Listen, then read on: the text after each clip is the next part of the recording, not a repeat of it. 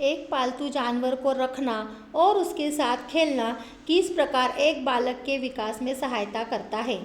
सामाजिक सुगमता पशु रचित उपकरण द्वारा बालकों में विकसित होती है सृजनात्मक शक्ति, अन्वेषण प्रेरणा, वैज्ञानिक समस्या सुलझाने का कौशल, उपयुक्त सभी। तो हमारा आंसर रहेगा उपयुक्त सभी। पौधों की एक्स नामक एक प्रजाति होती है जो बड़ी संख्या में उगते हैं, लेकिन वे संसार भर में केवल भारत के वायु हिस्से में ही पाया जाता है। यह पौधों की कौन सी प्रजाति है? विलुप्तप्राय, जोखिमपूर्ण, स्थानीय या विदेशी? स्थानीय। प्राथमिक विद्यालयों में विज्ञान प्रयोगशाला की सबसे अधिक आवश्यकता है विज्ञान उपकरणों को रखने हेतु, विज्ञान प्रयोग प्रदर्शन में, बालकों द्वारा विज्ञान अन्वेषण करने के लिए, उपयुक्त सभी। इसमें भी हमारा आंसर रहेगा उपयुक्त सभी।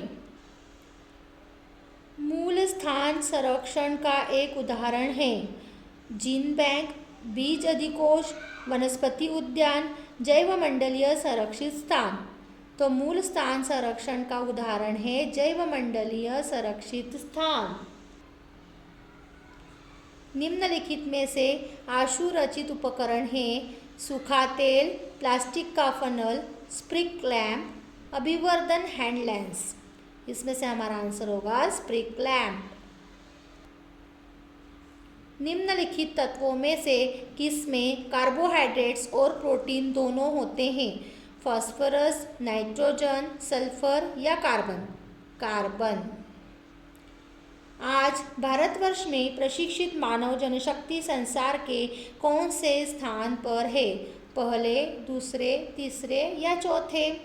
प्रशिक्षित मानव जनशक्ति संसार के तीसरे स्थान पर है। आवासों के संबंध में निम्नलिखित कथनों का अध्ययन करें। किसी पर्यावास में दो प्रजातियों के आवास भिन्न भिन्न होते हैं। किसी पर्यावास में किसी प्रजाति का आवास मात्र उसका भार होता है। दो प्रजातियां बिना प्रतिस्पर्धा के एक ही आवास सह अस्तित्व में रह सकती हैं। किसी पर्यावास में किसी प्रजाति का आवास उसके कार्यात्मक लक्षण को परिभाषित करता है। इन कथनों में से हमें पारिस्थितिकी आवास का सही वर्णन कौन से कथनों में लग रहा है? तो पहला और चौथे कथन में हमें यह लग रहा है। स्वतंत्र भारत में विज्ञान एवं तकनीकी के प्रयोग से डैश संभव बन रही हैं। राष्ट्रीय सुरक्षा, राष्ट्रीय कोष, राष्ट्रीय समृद्धि, इनमें से कोई नहीं। स्वतंत्र भारत के विज्ञान एवं तकनीकी के प्रयोग से राष्ट्रीय समृद्धि संभव बन रही है।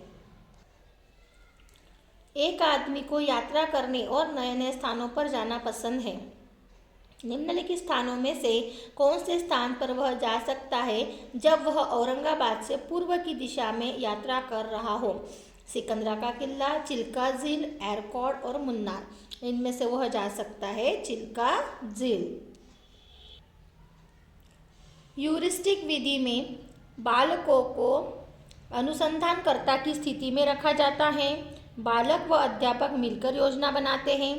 पाठ्यक्रम को सरलता से कठिनता के क्रम में जमाते हैं। बालक श्रोता, अध्यापक वक्ता होते हैं।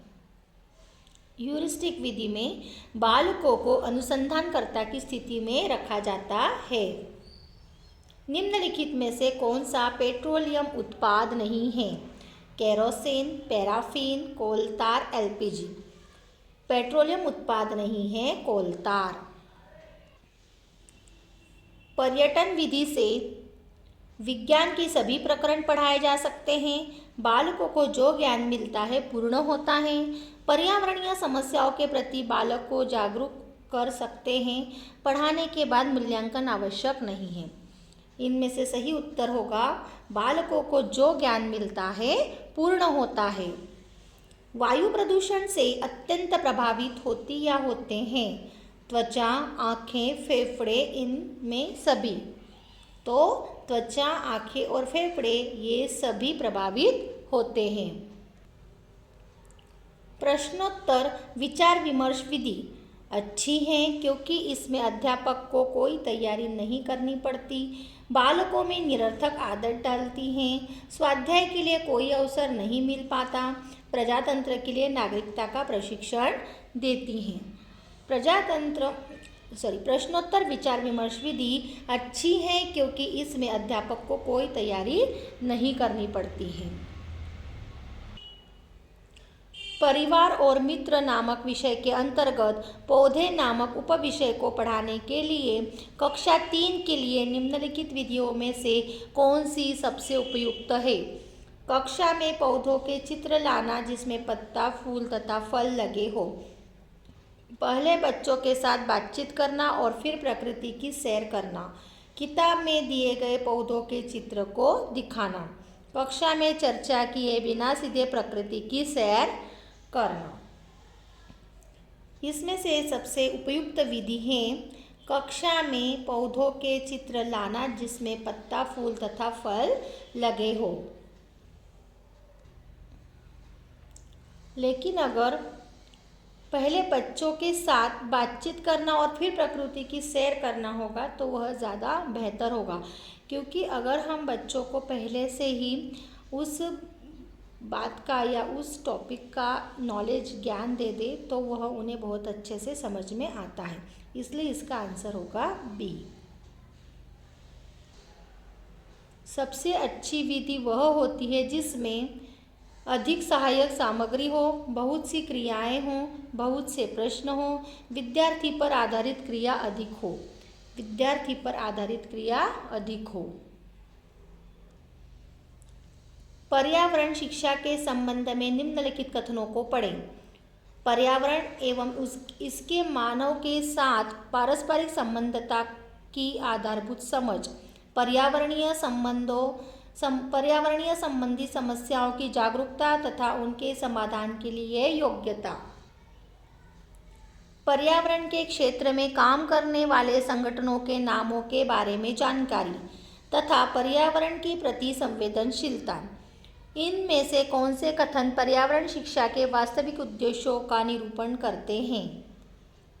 तो पहला, दूसरा और चौथा जो वाक्य है, जो कथन है, वह पूरी तरह निरूपण करता है। वैज्ञानिक एवं क्रांतिक अभिवृत्ति विकास के लिए अधिक प्रभावपूर्ण विधि है अन्वेषण, प्रदर्शन, अवलोकन और प्रायोजना। इनमें से महत्वपूर्ण विधि है अन्वेषण। शिक्षण अधिगम प्रक्रिया में पाठ का क्या अर्थ है? सभी अवधारणाओं को समझने में बच्चे की सहायता करना, बच्ची का व्यवहार सुधार करना ताकि वे स्वतंत्र रूप से अध्ययन कर सके। कक्षा में अध्ययन के माध्यम से बच्चे की प्राप्त जानकारी में सुधार करना, जिन अवधारणाओं को बच्चे स्वयं से नहीं समझ सकते उन्हें समझाने में सहायता करना। तो इसका उत्तर होगा जिन अवधारणाओं को बच्चे स्वयं से नहीं समझ सकते उन्हें समझाने में सहायता करना। प्रायोजना एक समस्या प्रधान कार्य है जो अपनी स्वाभाविक परिस्थितियों के अंतर्गत पूर्णता को प्राप्त करता है। यह परिभाषा किस शिक्षा शास्त्री ने दी है? स्टीवेंसन। ठीक है, प्रायोजना एक समस्या प्रधान कार्य है जो अपनी स्वाभाविक परिस्थितियों के अंतर्गत पूर्णता को प्राप्त करता है। यह कथन है स्टीवेंसन का। संकलनात्मक मूल्यांकन के उद्देश्यों को पूरा करने के लिए किस प्रकार के प्रश्नों, गतिविधियों के प्रयोग से बचना चाहिए या कम से कम प्रयोग करनी चाहिए? सूचना आधारित, समझ पर आधारित, प्रयोग पर आधारित और विश्लेषणात्मक। सूचना आधारित।